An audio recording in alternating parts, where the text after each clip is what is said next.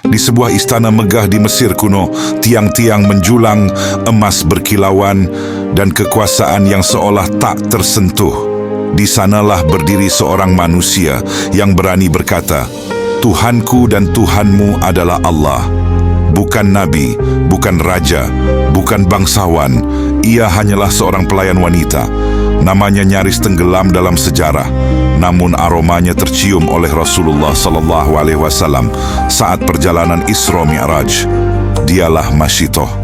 Di negeri Mesir kuno, kekuasaan tidak hanya menguasai tanah dan manusia, tetapi juga mengklaim langit. Seorang raja berdiri di singgasananya, memerintah dengan cambuk, darah, dan ketakutan. Dialah Fir'aun. Allah mengabadikan kesombongannya. "Aku adalah Tuhanmu yang paling tinggi." Quran Surah An-Nazi'at ayat 24. Dalam tafsir Ibnu Katsir dijelaskan, Fir'aun tidak sekadar berkata sombong, tetapi meyakinkan rakyatnya bahwa tidak ada Tuhan selain dirinya. Ia membangun istana megah, mengalirkan sungai di bawah kakinya, lalu berkata, "Bukankah kerajaan Mesir ini milikku?" Quran Surah Az-Zukhruf ayat 51. Di tengah tirani itu, Allah mengutus seorang nabi dari kalangan Bani Israel, Nabi Musa alaihissalam. Allah berfirman, "Pergilah kepada Fir'aun, sesungguhnya dia telah melampaui batas." Quran Surah Thaha ayat 24. Nabi Musa datang membawa tauhid, kebenaran, mukjizat, dan istana pun terguncang. Sebagian orang beriman secara sembunyi-sembunyi. Salah satunya seorang wanita sederhana dan seorang pelayan yang bernama Masyitoh. Siapakah Masyitoh? Masyitoh bukan bangsawan, bukan tokoh terkenal. Ia hanyalah pelayan istana, penyisir rambut putri Fir'aun. Namun hatinya telah mengenal Allah. Ia menyembunyikan imannya, bukan karena ragu, tetapi karena tahu iman di istana Fir'aun dibayar dengan kematian. Ia seorang ibu, memiliki beberapa anak. Setiap hari ia berdoa dalam hati, "Ya Allah, jika Engkau uji aku, jangan Engkau cabut iman dari hatiku." Suatu hari, saat Masyitoh menyisir rambut putri Fir'aun, sisir itu terjatuh dari tangannya. Refleks ia berkasat, "Bismillah." Putri Fir'aun terdiam, lalu berkata, "Apa kau menyebut nama ayahku?"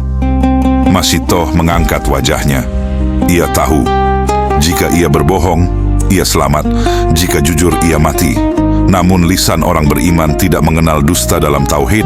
Masyitoh dengan tenang berkata, "Tidak, aku menyebut nama Allah, Tuhanku dan Tuhan ayahmu." Fir'aun memerintahkan Masyitoh dibawa menghadapnya. Fir'aun marah, berteriak, "Siapa Tuhanmu, wahai perempuan?" "Tuhanku dan Tuhanmu adalah Allah." "Apakah kau memiliki Tuhan selain aku?" "Ya, Allah adalah Tuhanku dan engkau hanyalah makhluk." Fir'aun berteriak, "Bakar dia."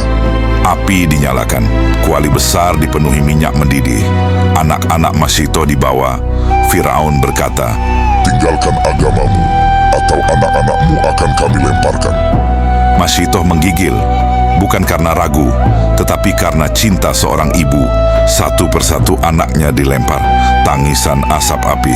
Namun lisannya tetap berkata, "Allah, Allah, Allah." Saat bayi terakhirnya akan dilempar, hati Masyitoh hampir runtuh. Namun Allah menurunkan karamah. Bayi itu berbicara, "Wahai ibuku, bersabarlah. Sesungguhnya engkau berada di atas kebenaran." Rasulullah bersabda, "Tidak ada yang berbicara ketika masih bayi, kecuali beberapa orang." Hadis riwayat Muslim. Dan salah satunya adalah anak Masyitoh. Air mata Masyitoh jatuh, namun imannya tegak sempurna. Masyitoh berkata, "Wahai Fir'aun, aku tidak takut api ini. Aku takut jika aku kafir kepada Allah." Ia pun dilempar ke dalam tungku minyak panas. Tubuhnya hancur, namun ruh dan imannya naik ke langit. Berabad-abad kemudian, dalam perjalanan agung menembus langit, Rasulullah melewati alam yang belum pernah disentuh manusia. Cahaya demi cahaya terbuka, hingga tiba-tiba Rasulullah, "Wahai Jibril, aku mencium bau yang sangat harum." "Bau apakah ini?" Jibril alaihissalam, Wahai Rasulullah, itu adalah bau seorang wanita bernama Masyitoh dan anak-anaknya yang mati syahid. Namanya kecil di bumi, namun disebut di langit, dan harumnya dicium oleh kekasih Allah. Rasulullah bersabda, "Aku mencium bau harum di surga. Itu adalah bau Masyitoh dan anak-anaknya." Hadis riwayat Ahmad. Dalam tafsir ulama dijelaskan, bau harum itu adalah balasan bagi tauhid yang murni. Kisah Masyitoh bukan tentang kematian, tapi tentang iman yang tidak bisa dibakar.